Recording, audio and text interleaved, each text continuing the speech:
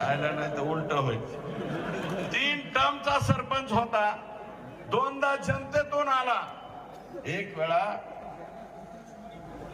बॉडीतून आला. मग 3 वेळा सरपंच झालेला माणूस आणि पुढचं भविष्य म्हणजे चिंचोली माळी या जिल्हा परिषद सर्कलचा तो होणारा जिल्हा परिषद सदस्य होता. एवढी त्याची क्वालिटी होती, एवढा सुंदर तो वागत होता.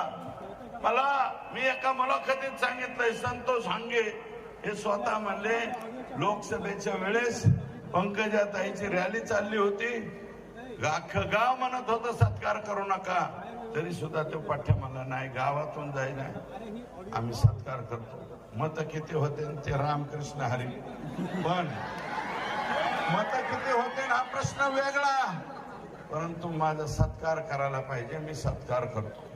आणि आता नमिता मुंदडांचं सुद्धा बूथ प्रमुख संतोष देशमुख आहे.